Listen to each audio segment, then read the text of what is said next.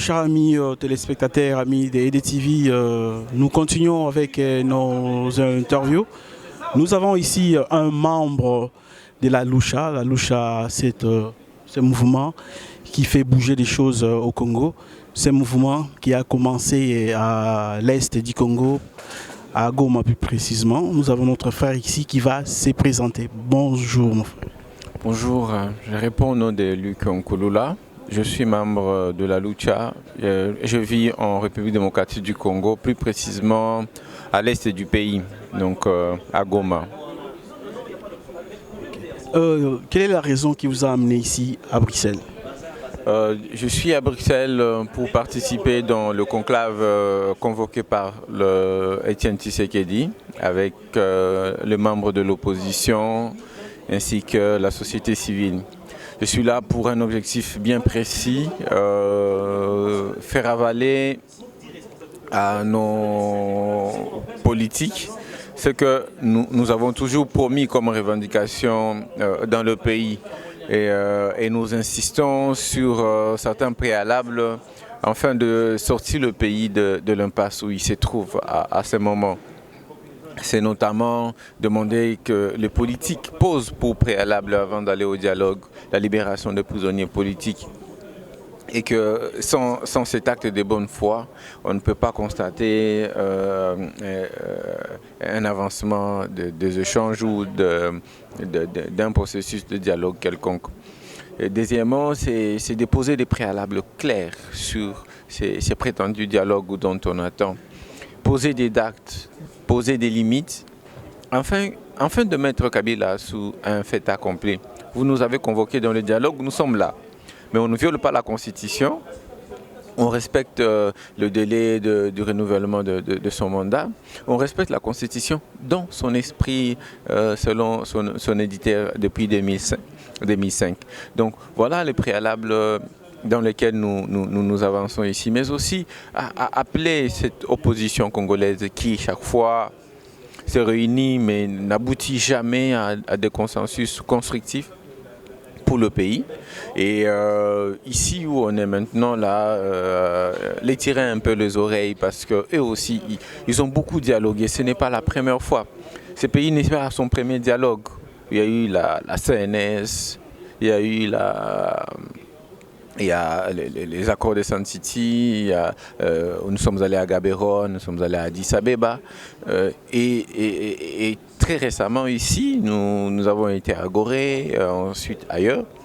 Donc nous voulons en fait rappeler à ces hommes politiques que c'est peut-être leur dernière chance de se réunir, de se retrouver ensemble. C'est peut-être leur dernière chance de se retrouver, discuter sur notre avenir. Et peut-être après un moment, nous ne pouvons plus leur permettre de discuter de notre avenir. Nous-mêmes, nous allons prendre nos propres responsabilités pour dicter ce que nous voulons voir demain de ce pays. C'est comme nous le disons très souvent dans notre mouvement. Imaginez-vous que vous puissiez vous regarder un moment dans le miroir et que là-dedans, vous voyez toujours l'image de la personne que vous connaissez, non, quand vous regardez dans le miroir. Et que un jour, vous vous regardez et que vous voyez l'image que vous voyez dans le miroir ne correspond pas à ce que vous connaissez de vous. Quelle sera votre réaction? Vous allez crier, vous allez fuir, ou je ne sais pas quel sera votre comportement. Mais ça sera vraiment un comportement, vous n'allez pas le gérer. C'est la même chose. Les politiques devraient être le reflet de nous, de moi. Je devrais me reconnaître en eux. Mais quand je le regarde et que je ne vois rien auquel je m'identifie, mais je suis perdu là. Et c'est la même chose. Et la Lucha parle souvent demande souvent au peuple congolais d'être exigeant.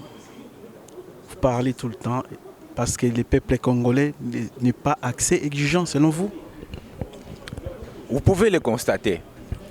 Même la Bible, je pense que la plupart des Congolais sont de croyants. Même la Bible dit, si vous ne demandez rien, on ne vous donnera rien du tout. Demandez et l'on vous donnera. Dieu, tout puissant qu'il est, il peut deviner les besoins de chacun. Mais au-delà de le savoir, il nous demande de demander. À plus forte raison, la nature humaine qui est si faible, il faut l'exiger. Le peuple congolais n'est pas exigeant. On n'a pas de l'eau, on s'était. On n'a pas d'électricité, on s'était. Nous n'avons pas des autorités redevables, on s'était.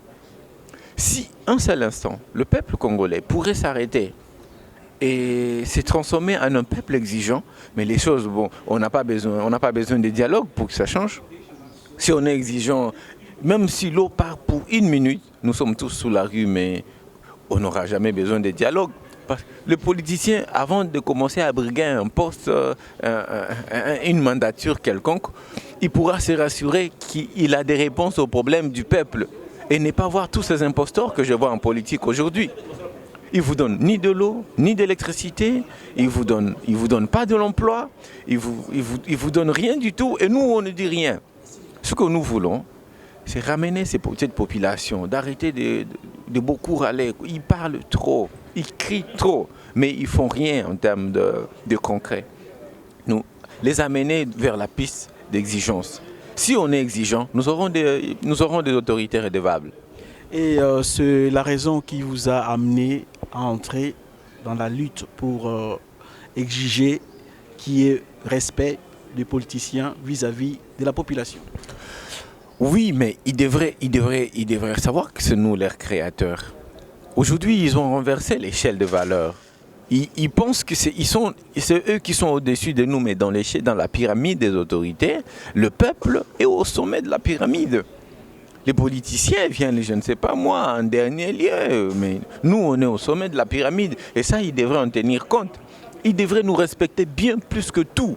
Mais aujourd'hui, vous pouvez entendre un membre de l'opposition te dire « je prends au nom de mon président tel », comme s'il répond au président, il ne répond plus au peuple. Mais c'est nous qui donnons ces pouvoirs-là. À un moment, on peut décider de le retirer quand on veut. Et le peuple, s'il n'est pas conscient que c'est lui qui donne le pouvoir, alors les politiques s'en jouent. C'est la raison pour laquelle nous sommes ici, pour exiger un certain nombre de choses auprès de notre élite politique, afin de voir dans quelle mesure nous pouvons acheminer à des consensus pour pouvoir apaiser la situation qui se prévaut au pays. C'est quand même très grave quand les gens discutent et ils ne sont pas en train de penser qu'à la minute où je vous parle, à Béni, on continue à tuer des gens d'une manière inhumaine.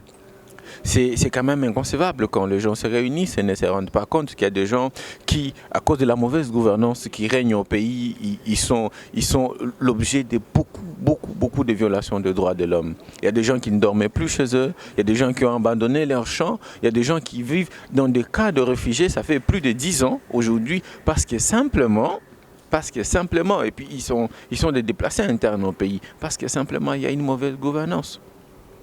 Des groupes armés, n'en parlons pas, mais je vous dis, il y a de cela des semaines où un groupe armé qu'on appelle FDLR, c'est un groupe des anciens rebelles, des rebelles rwandais qui vivent au Congo. Je veux dire, ces groupes armés à coaliser avec d'autres groupes congolais, ils ont frappé les FARDC. Donc, l'État demande l'urgence. Aujourd'hui, le Congo demande des mesures d'urgence pour pouvoir sauver la situation. Et les mesures d'urgence devraient nous appeler les politiciens congolais à taire leur ego. À oublier que ce n'est pas le moment de se battre pour le pouvoir, c'est le moment de sauver une situation.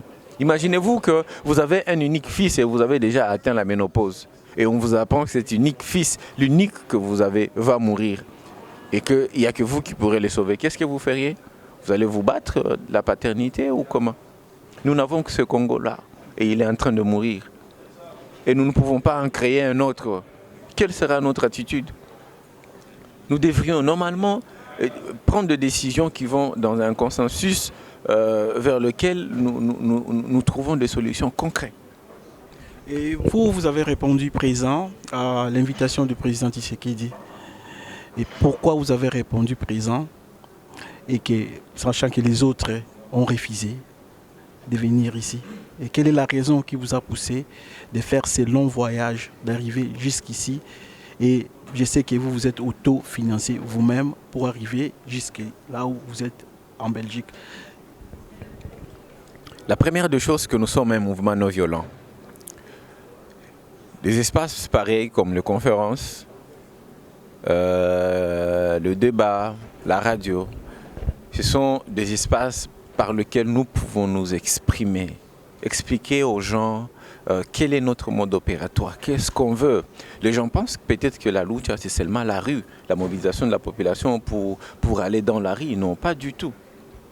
Nous pouvons aussi faire passer nos idées, les idéaux que nous prenons chaque jour dans le pays. C'est la raison pour laquelle ça veut dire qu'on ne peut pas emprunter une voie violente pour imposer notre point de vue. Nous voulons amener les politiciens à comprendre qui nous sommes, qu'est-ce qu'on veut de ce pays-là. Parce que je vous dis que nous avons droit à être entendus et être compris. Et être compris dans le sens que la voix de la jeunesse devrait normalement avoir une certaine prépondérance dans le pays. Nous sommes majoritaires. Nous sommes majoritaires. Nous sommes en démocratie. C'est la loi de la majorité qui devrait s'exercer et qui devrait être exécutée. Et la majorité n'a pas d'électricité, n'a pas de l'eau, n'a pas d'emploi et tout le reste. Donc, si nous avons répondu présent, c'est parce que nous croyons encore aux voies pacifiques de résolution de conflits. Et nous pensons que ce conclave est l'un des moyens par lesquels nous pouvons faire passer des idées afin que cela soit transformé à des décisions politiques plus tard pour apaiser la situation dans notre pays. Comment vous avez trouvé le président Tshisekedi? Hier, il a fait son discours d'ouverture. Vous personnellement, comment vous l'avez trouvé? Je l'ai trouvé coco, vraiment, vieux. Je l'ai trouvé vieux, très sympa. Je ne l'avais jamais vu. C'était la première fois. Ça m'a rappelé des moments où il bougeait encore la République démocratique du Congo, les Zaïre à l'époque. Et c'était des moments d'émotion, des moments très forts. Mais nous sommes toujours à côté de la sagesse pour puiser plus. Il a commencé cette lutte avant nous. Il était des très bonnes intentions. Et je suis très sûr que notre contact avec lui nous inspire encore à aller de l'avant, à être constant. C'est la seule chose que je puis tirer du fait de l'avoir vu. Tu sais qu'il est du jeune, tu sais qu'il est du vieux, il est constant. Et c'est ça que j'ai beaucoup tiré des très importants, mais j'aurais bien aimé le voir jeune. À cette époque ici, je pense qu'il ferait grand-chose, mais bon, aujourd'hui, je ne sais pas vraiment l'impact que ça peut avoir, mais il a tout notre respect. Il a tout notre respect et la chose la plus importante, comme je le dis, c'est la constance. Et ça vous fait quoi? Vous venez de dire que vous l'avez trouvé vieux, Coco. Ouais. Ça vous fait quoi de voir un monsieur de 83 ans encore debout pour dénoncer, pour combattre ce qui se passe dans notre pays, pendant que les autres moins âgés, ces cocos à lui, ils sont là en train de s'amuser, en train de s'entretuer, en train de calomnier les autres. Ça vous fait quoi? Simplement, ça me donne la chair de poule. C'est comme je vous ai dit, je n'arrive pas à m'imaginer qu'à un certain âge, on pourrait toujours garder la même constance. Mais moi, j'en ai vu de gens qui se sont lancés sur cette lutte. Après un certain moment, ils ont changé de point de vue. Mais lui, il est toujours convaincu que c'est pourquoi il s'est battu, c'est pourquoi il a sacrifié toute sa jeunesse, est toujours possible jusqu'aujourd'hui. Et c'est ça ce que je dis qui est très fort que j'ai constaté hier. Il est constant. Il croit encore à cet état de droit, à cet état de justice qui pourrait arriver d'un moment à un autre. Et c'est ça qui est très fort que je puis tirer du contact que j'ai eu avec lui hier soir. Nous ne pouvons pas vous laisser partir comme ça. On va encore quand même avoir quelques nouvelles de la lucha. Nous savons qu'il y a des membres de la lucha qui sont encore dans les geôles, le pouvoir en place au Kivu, à Kinshasa et un peu partout où il y a les mouvements de lucha. Les gens sont dans des prisons. Est-ce que vous avez des nouvelles de nos frères et sœurs qui sont encore entre les mains de ces pouvoirs qui maltraitent sa population? Oui, les collègues, ils sont là, ils sont bien portants. Là, c'est l'avantage qu'ils ont par rapport aux autres, c'est qu'ils sont innocents. On ne peut pas arrêter quelqu'un pour avoir respecté une disposition légale.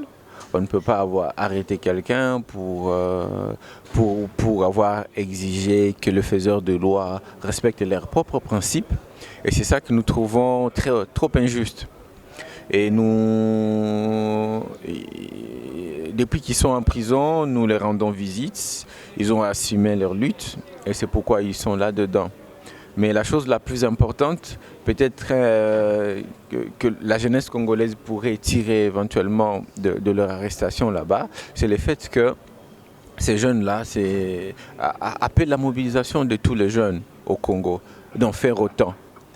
Il n'y aura pas de prison pour nous arrêter tous. On n'a pas d'intérêt de voir le mal et de ne pas les dénoncer ou de ne pas aller dans la rue. La voie de la justice triomphe toujours.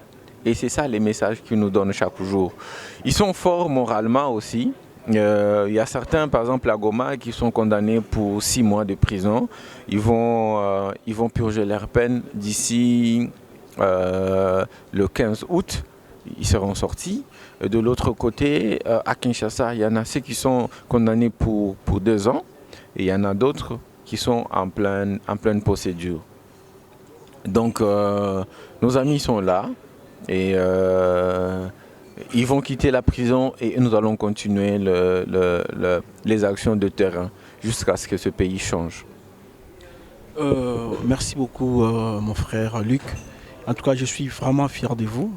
Je suis fier de votre combat et fier de tout ce que vous faites pour la République démocratique du Congo, pour que le peuple congolais retrouve sa dignité, pour que le peuple congolais devienne un peuple exigeant, un peuple qui sait réclamer ses droits, un peuple qui demande plus parce que c'est lui le vrai chef, comme vous l'avez dit. Et vous retournez quand ? Au courant de la semaine prochaine, je vais devoir quitter le Congo.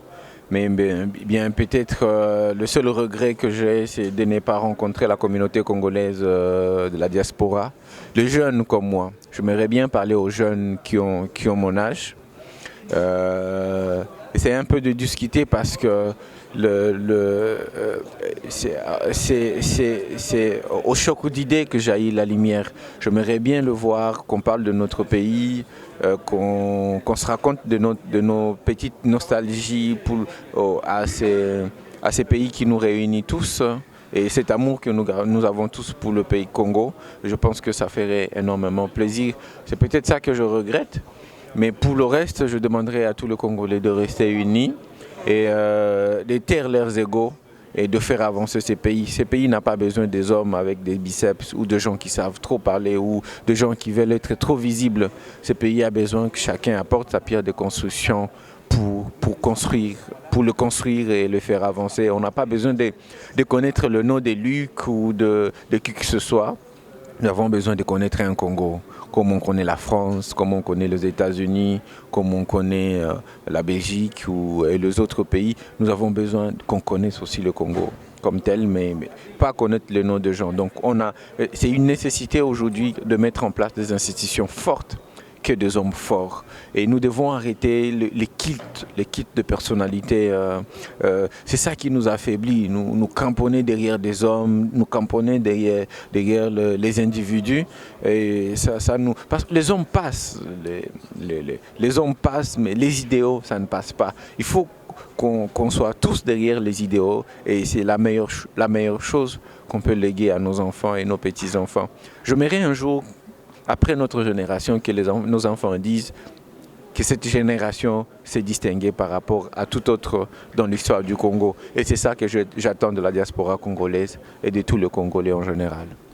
Merci beaucoup, Luc. Merci. Chers amis téléspectateurs, amis de EDTV, vous qui nous suivez de partout, voilà un jeune Congolais qui lutte sur le terrain, qui s'est déplacé, qui a payé son billet d'avion pour répondre à cette invitation. Vous qui nous regardez maintenant, essayez de faire la même chose. La lutte, c'est au pays. Bonsoir. Bonsoir, je m'appelle Micheline Mwendik et je suis militante de la lucha. Militante de la lucha, tout Congolais, que ce soit les Congolais qui sont sur place au Congo et ceux qui sont un peu partout, parle de la lucha. Tout le monde connaît ce que signifie la lucha et quel est le combat que la lucha amène. Et vous, madame Micheline, qu'est-ce qui vous a poussé de lutter au sein de la lucha?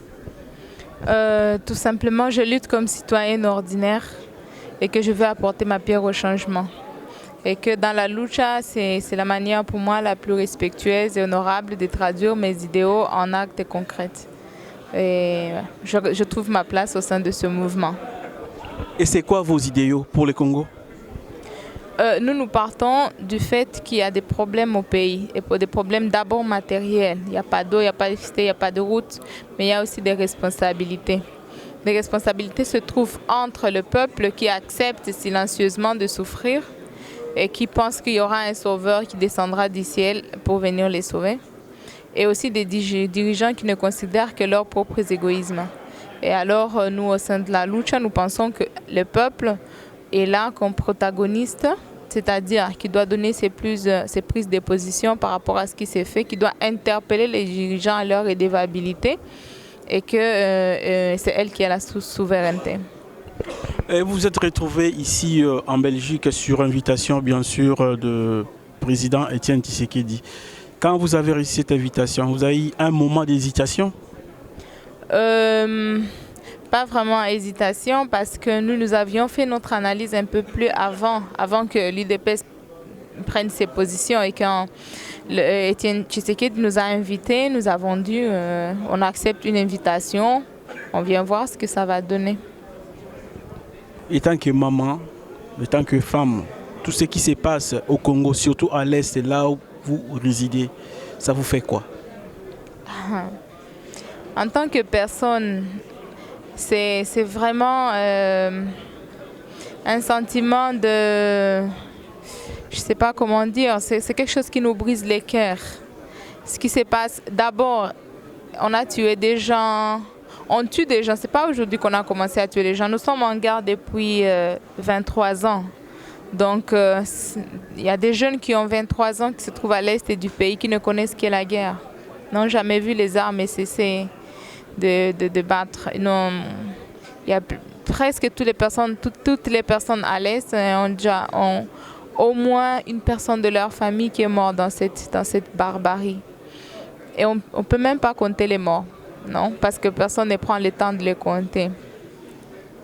Et tout simplement pour dire qu'on est arrivé à un niveau de déshumanisation qui est extrême, et qui devra interpeller d'abord tous les Congolais et après la communauté internationale. Les Congolais, nous ne sommes pas là seulement, nous ne devons pas seulement nous préoccuper, chacun ne doit pas seulement se préoccuper de son pain quotidien, dire « oh, je dois manger, je dois... » Il faut voir au fait que aujourd'hui c'est le temps pour l'autre, demain ça peut être ton tour. Parce qu'en fait on ne sait jamais, avec l'insécurité qu'il y a au pays, on ne sait jamais où est-ce que ça va bombarder demain. Et selon vous, qu'est-ce qui est à la base de cette barbarie? Ce qui est à la base, en fait, c'est confus de dire ce qui est à la base parce que ça fait 20 ans de guerre. Les causes sont perdues dans les propres conséquences. Donc, il y a une cause qui a eu, je ne sais pas, à un certain moment de l'histoire et qui produit les conséquences. Cette conséquence qui est très mal gérée qui produit des conséquences. Et cette conséquence produit d'autres conséquences. Donc, les causes et les conséquences sont mixées. Et de dire qu'il y a une seule cause, je pense que ce n'est pas vrai. Je préférerais plutôt parler de comment en sortir. Nous, au sein de la lucha, nous avions pensé... Premièrement, nous devons avoir un état des droits, une certaine stabilité. Donc, les quelques peu acquis sous lesquels il faut construire, c'est là qu'il faut construire. Il ne faut pas laisser passer aucune occasion de construction du Congo dans l'égoïsme des Congolais ou dans ses égoïsmes personnels. Aujourd'hui, nous avons la constitution du pays. Nous devons la protéger pour avoir des élections au plus tôt possible. Parce que sans les élections, ça va être très difficile de pouvoir construire ce pays-là. Et s'il n'y a pas d'élections, il faut que les peuples se prennent en charge. Et se prendre en charge, c'est la mobilisation. Parce que dans la mesure où on a une certaine stabilité politique, il doit y avoir une réforme du secteur de sécurité pour que le pays puisse se doter d'une armée nationale et républicaine. Actuellement, on n'a pas d'armée parce que l'armée aussi est en train de servir, pas l'armée, mais beaucoup pas l'armée tout entière, mais beaucoup de généraux, des militaires servent les intérêts égoïstes du président de la République, ce qui est vraiment décevant. Ou encore, les autres servent leurs propres tribus, ou encore les autres entrent dans le trafic de minerais et oublient le rôle qui doit être l'armée, qui est de protéger l'intérêt de protéger et de défendre le pays. Donc c'est ça un peu ce que moi je pense. Et évidemment, ça c'est parmi les causes internes. Hein. Mais il y a aussi les causes externes. On n'a même pas de diplomatie. On n'a même pas de diplomatie. Toute personne qui veut s'affirmer sur le Congo, il vient avec son discours. Que ce soit la communauté internationale. On a eu MONUC, MONUSCO, brigade d'intervention.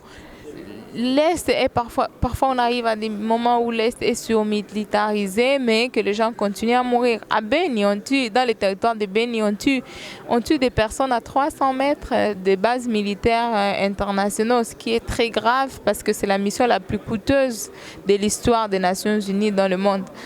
Et donc, à un niveau international, il faudrait il faut que la communauté internationale se remette elle-même en cause. Tant qu'elle pourra toujours continuer à se donner raison, à penser que c'est elle qui a toujours les solutions, là, on a encore un long chemin à faire. Et je vous avais suivi sur d'autres médias, vous avez dit que vous avez obtenu de la MONUSCO les droits d'intervenir.